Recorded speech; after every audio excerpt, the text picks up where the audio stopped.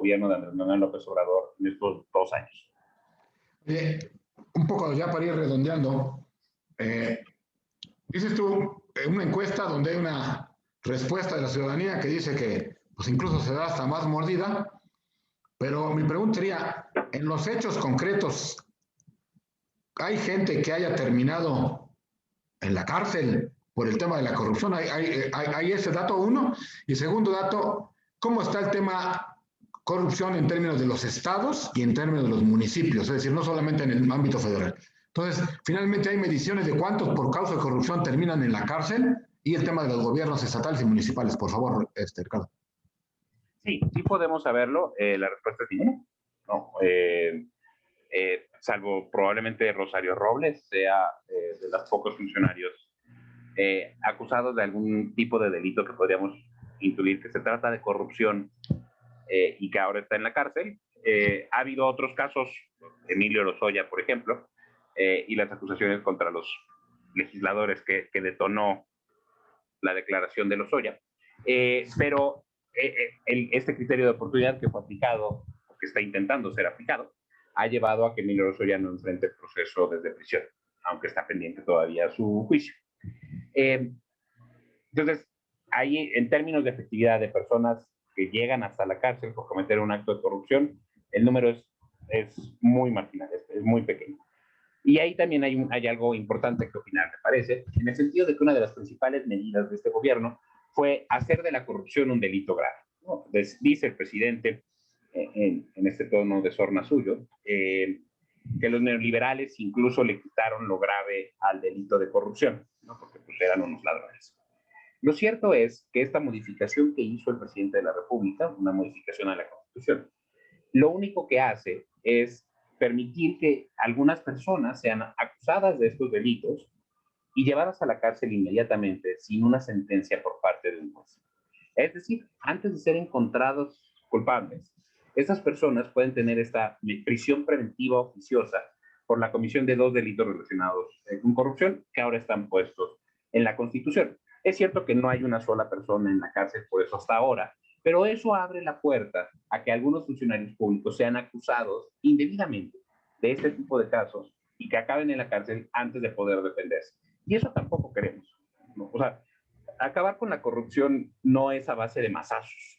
No basta con agarrar a hachazos todo lo que podamos. No, es un trabajo bastante más complicado que eso. Ahora, sobre los estados y los municipios, sí tenemos resultados, no tengo todos en la mente. La ENSIG ofrece resultados tanto de percepción de corrupción como el de la tasa de víctimas, es decir, del número de personas que se dicen haber tenido que hacer un pago en algún trámite por cada uno de los 32 entidades. La encuesta lo que hace es, la encuesta como que es más fuerte midiendo ciudades, por el tipo de encuestas en donde las hacen, cada 2 años, son más fuertes midiendo efectos metropolitanos. Es probable que ahí como que no veamos bien lo que está pasando en el ámbito rural de algunos estados, y si algunos estados son más rurales que otros, pues ahí estamos perdiendo un poco los efectos también.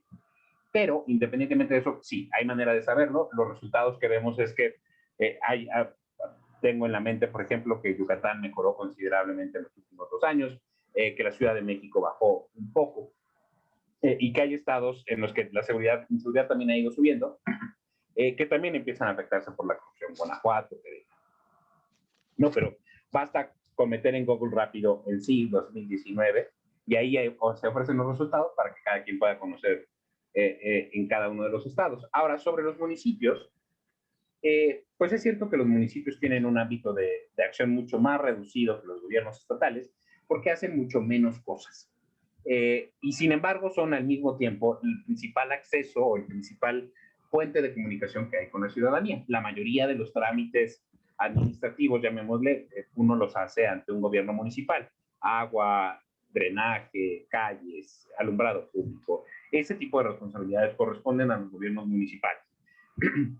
Ahí lo que la evidencia marca, digamos, como una tendencia nacional, es que aquellos trámites que están digitalizados, que se pueden hacer desde la página de internet de los municipios, reducen considerablemente su percepción de corrupción y además incrementan muchísimo el nivel de captación de ese impuesto o de ese tipo de gastos por servicios.